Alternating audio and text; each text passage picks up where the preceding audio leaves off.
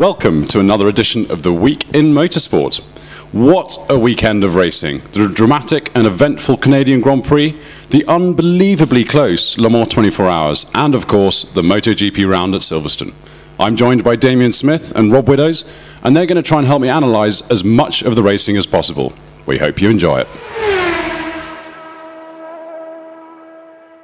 Right, well, Formula One first. An amazing Canadian Grand Prix.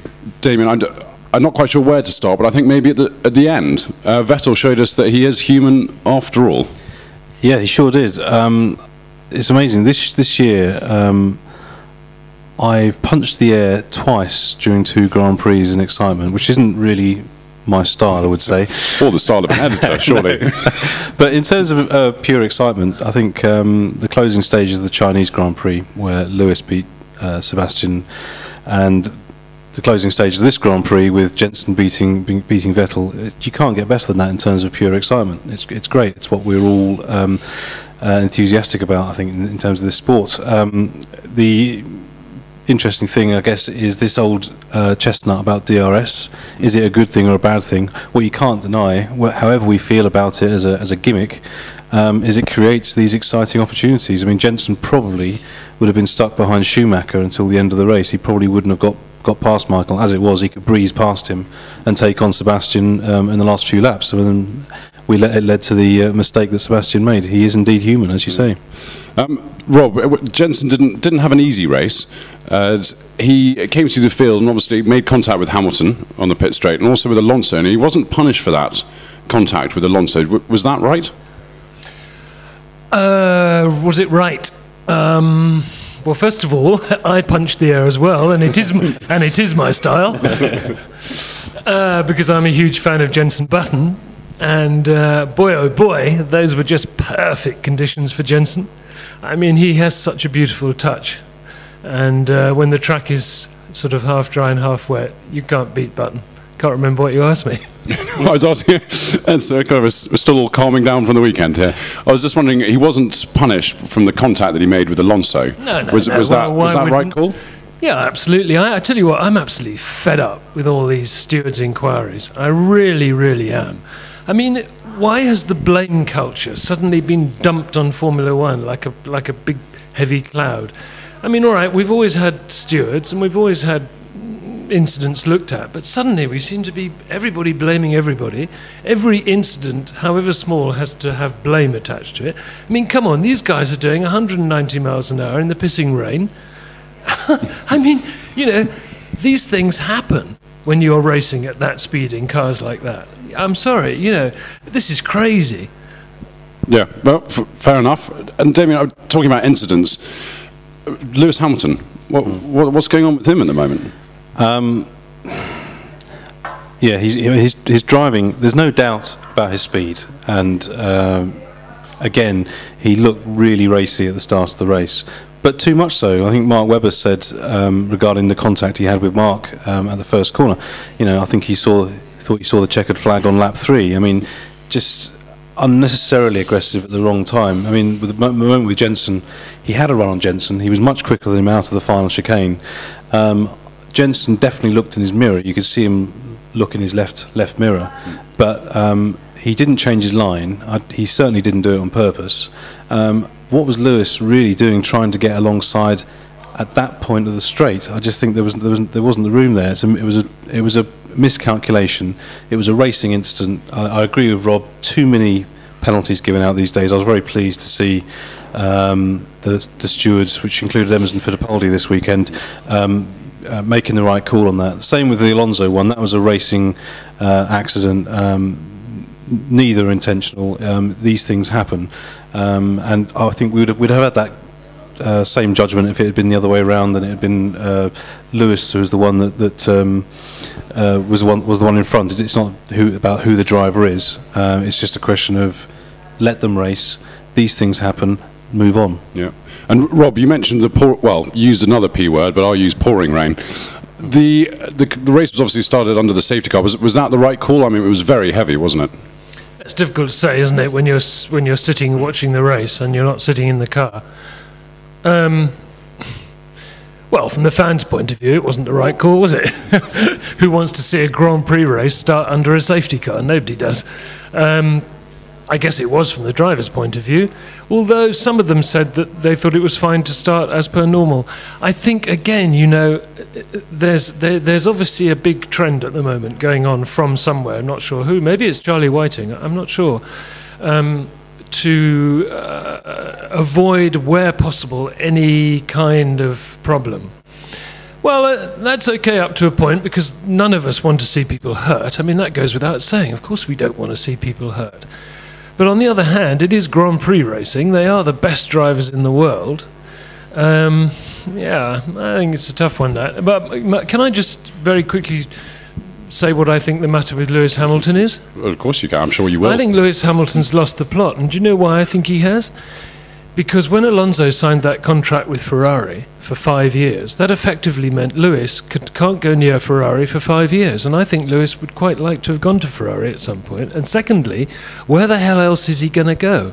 Red Bull don't want him. Why would they want him? Would he want to go to Renault? No, he wouldn't. And who else is there? Nobody at the moment. And you know what? Just briefly, he came into Formula One in 2007. He couldn't put a foot wrong. He'd won everything. The guy was sensational. I mean, he is. I mean, as Damien just said, he's a fantastic driver. Okay, no argument. But he's lost the plot. You know, he's doing utterly mad things, and he needs to sort himself out, in my view. I'm with you on that, Rob. I think you're quite right. The only thing I would say is it needs one performance from Lewis to turn it around. He just needs to get his head together and put in a full race weekend from start to finish. You know, a few races ago, we were sniggering slightly at Michael Schumacher. Yeah. And finally, the old Schumacher's turned up, hasn't he? I mean, he drove superbly yesterday, and I really felt sorry for him in the closing stages. He was a sitting duck because of the DRS wing. You know, he just couldn't do anything about Jensen, and it was a shame that he lost the podium position. So all it needs for Lewis to do, I think, is just calm down and just, you know, don't try and win the race in the first few laps. And I think, you know, we love to see him overtake, love to see him being aggressive, but there's a fine line, and at the moment he just keeps crossing it. Yeah. Maybe a strongly worded letter from the editor of Motorsport would calm him down a bit. I'm sure he'd take a lot of notice from that, wouldn't he? Well, certainly calm me down, I'll tell you that. Yeah. No, I mean, we all love Lewis Hamilton, don't we? I mean, because the guy's such a brilliant racer, and his car control is so fantastic, and he's a character. But yeah, it's sad to see he's just got himself into a muddle, hasn't he, about something? Don't you think? Yeah, well, that all said, it was a fantastic Grand Prix. Fantastic Grand Prix. That circuit always puts on a great race, and it's a little bit dangerous as well, to say the least, which I think adds to the excitement, and the weather just added to it. And although the delay was very boring, you know, it was worth the wait, wasn't it? Some very exciting driving from Ricciardo on Friday and Di Resta, I thought. Two young guys who look pretty good, I think. Ed, you're looking a little tired this morning. It might have something to do with the fact that you returned from Le Mans late last night. Very jealous because I wasn't there this year, but you had a fantastic race to watch. One of the best Le Mans races we've ever seen. Certainly one of the closest. Incredible finish. Tell me about it. Tell me about Audi versus Peugeot. Well, it was amazing, as you said. What a year not to go. Won't rub it in too much. It was an absolutely fantastic race. I mean, after qualifying, the top 6 cars were just over half a second. There was a half a second gap that covered all of them. And so we knew we were in for something special. But when they started, the Audi crucially could run a little bit faster because it could only do 11 laps on the fuel, whereas Peugeot could do 12. So all race, there was this battle between the Peugeots and, well, the remaining Audi. I'll talk about that in a second. And they were just swapping the lead all the time, depending on when the pit stops were and everything like that. And it really wasn't until the last 2 hours that the Audi looked as though it had a bit of an advantage. And even then, it was by no means a certain thing. So, I mean, amazing. 13.8 seconds between first and second place. That's after 24 hours of racing. Amazing, amazing. Obviously, the two big talking points on Saturday evening were the 2 accidents which put the two of the Audis out. McNish's accident, my opinion, was that it looked like another racing accident. We were talking about Formula 1 earlier on. It was an accident. The second one with Rockenfeller late at night was gross incompetence, in my view, from the Ferrari driver. But what was the view at the circuit? Yeah, I think that was about right. I mean, the McNish accident, I think, definitely 50-50. He came through so quickly, and the Ferrari, yes, it closed the door, but it stayed on the racing line. And I think McNish he said that he saw the Ferrari there, but I was wondering whether he knew exactly how close he was to it. And by the time he got down the inside, he had to keep his foot in, and the Ferrari just closed the door. So yeah, I think 50-50 racing incident. But Mike Rockenfeller's crash, I just don't know what Kaufman was doing. I mean, when you're racing these GT cars, they all say, especially when the Audi LMP1 cars come up behind you, their lights are so bright, you don't see two headlights, you just see a wall of light in your rearview mirror. So it is very hard to see which side of the track these cars are approaching. They say the only way you can tell is by looking at the shadows in front of your car and where the light, it's madness. But he was on the left-hand side of the track, but he did waver over to the right, and that's changing your racing line, and that, to me, is unforgivable. And that's why Rockenfeller ended up in the barrier and having the accident that he did.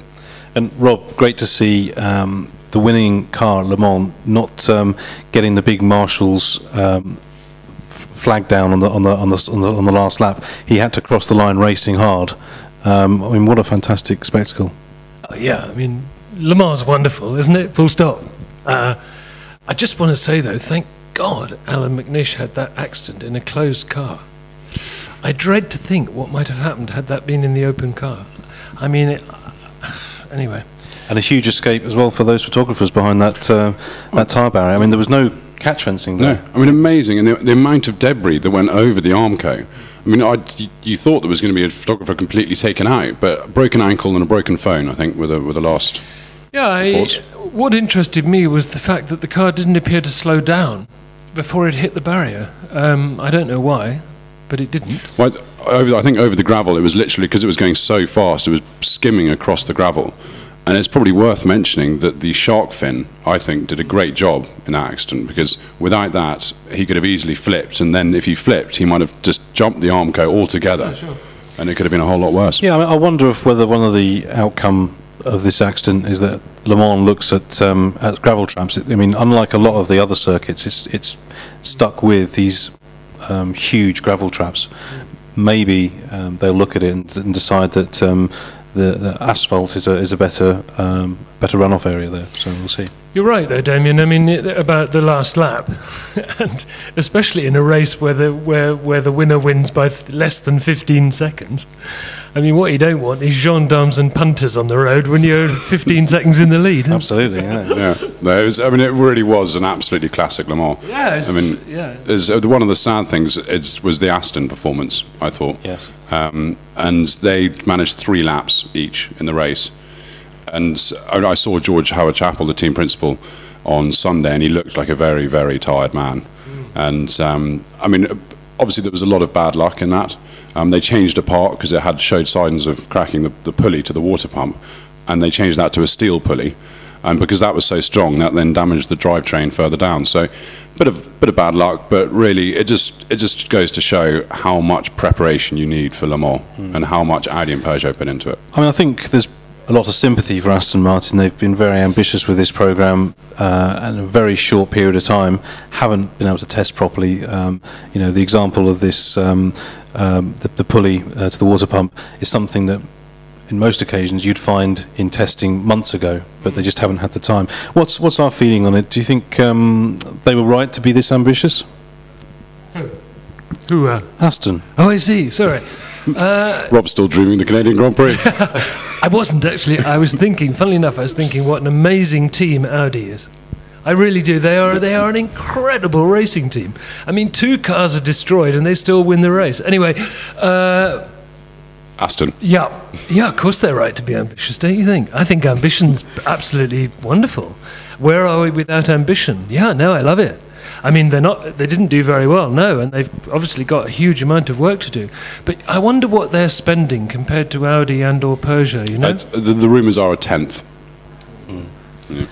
But what I meant was to build a prototype which goes against the grain of what everyone else is doing.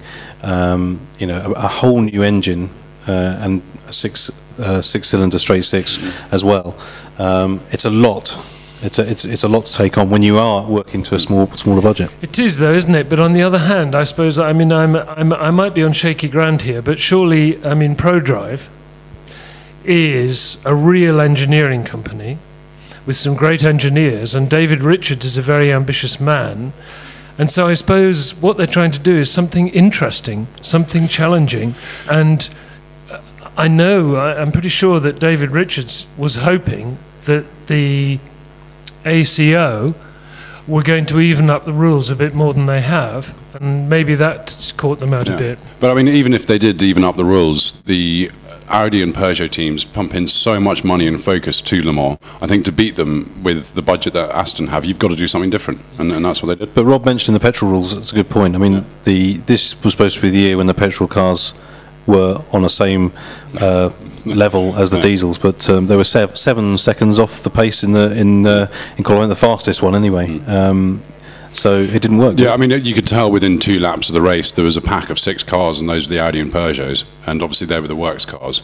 But you know, the gap was huge.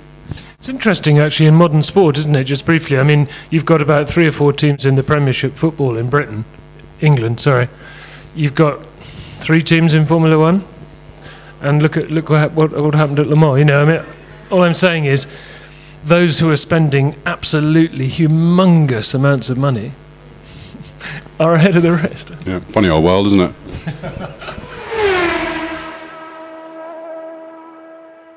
Rob, I know you were gripped to the Motogp race at Silverstone this weekend. Stoner, what a race from him! He ran away with it. He's on such good form at the moment. Is he going to dominate like this? He's on a roll, isn't he? Yeah. I mean, the Honda's a fantastic bike this year. That's partly why. Also, Stoner is a brilliant rider, as he's showing us yet again this season. I mean, he ran away at Silverstone in the pouring rain. I say pouring this time. There was nobody else. Nobody challenged him really. Although, I mean, Pedrosa crashed, Simoncelli crashed, Rossi was nowhere. I just got the feeling the Ducati doesn't operate in that kind of weather. I mean, if Rossi can't get the thing to work in that weather, who can, honestly? I mean, all right, Nicky Hayden did a better job, but not a hugely better job.